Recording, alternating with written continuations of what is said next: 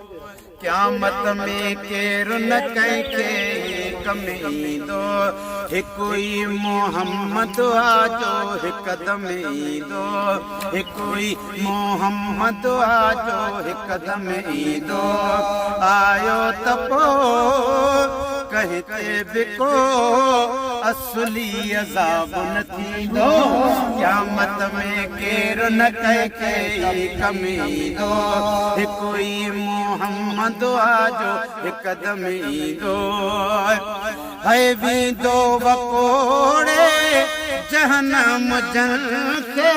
तकड़ो तकड़ो अचे तंहिं मां कढंदो साईं तन खे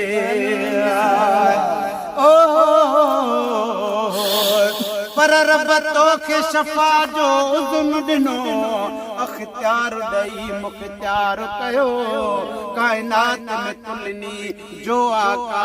पगदार कयो सरदार कयो तूं दुरे यतीम त ख़ुदि आहीं पर तोखे यतीमन यार कयो चवे मिरल बिलाल फ़कीर मिठा तो तुलनी जो बेड़ो पार कयो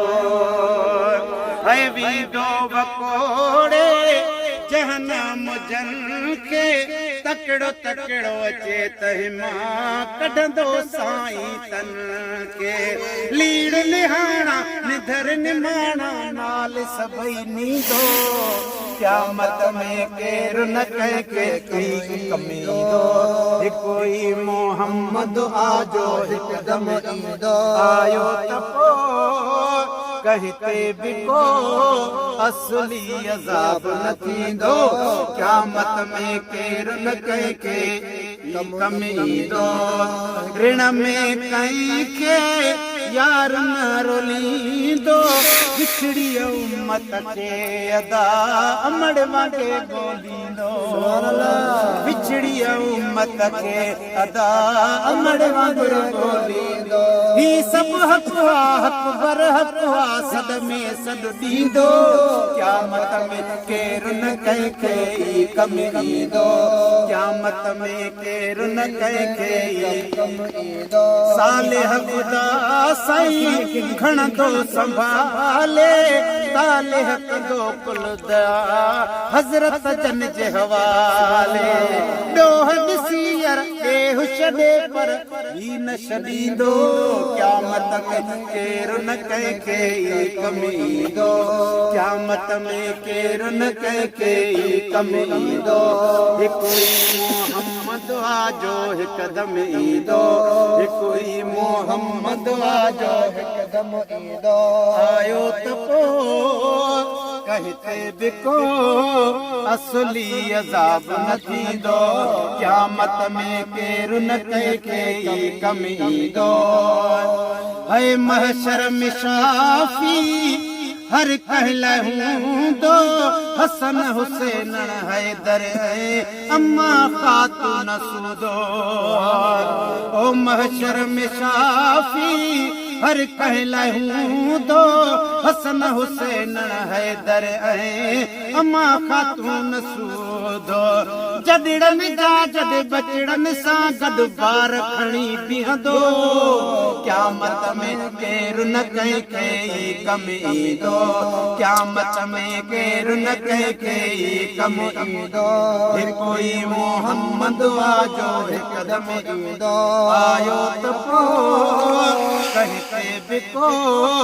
असली अज़ाब न थींदो क़यामत में केरु न कंहिंखे कम ईंदो ओ जहिड़ा के तहिड़ा ऐं बन में आहियूं तोड़े नालाइक तॾहिं तवकल छा लाहियूं ओ पर छोड़ नाज़ नमाज़ तहज्जुद दा अञा मोहब मिलण दा ॿिया दग है इवें मोह विच मूसा इबलीस अंदर विच पिया ठगी करे दा क्यों ठगे है ओ यार दी दामन निप पहले रब जह की ते जोड़ा जग है आख मिरल बिलाल या रसूल अल्लाह तो आख तठर दी रग रग है ओ जहरा के तेरा ऐ बन में आयूं तोड़े नालायक तदबी तवक्कल शाल लायूं चरिया चंगड़ा दूला लंगड़ा सब गल लाईंदो क़यामत में केरु न कंहिंखे की कमी ईंदो क़यामत में केरु न कंहिंखे ई कम ईंदो ओनी मकड़ो खाई नियत न मटिबी हिन दरजो सक़दर ही हाजी गुलाम नबिया ओनी मकड़ो खाई नियत न मटिबिया हिन दरजो सक़दर ही हाजी गुलाम नबिया फज़ल करम सां हिन बख़्शो त अल्लाह बि बख़्शींदो क़यामत में केरु न कंहिंखे ई कम ईंदो हिकु ई मोहम्मद जो हिकदम ईंदो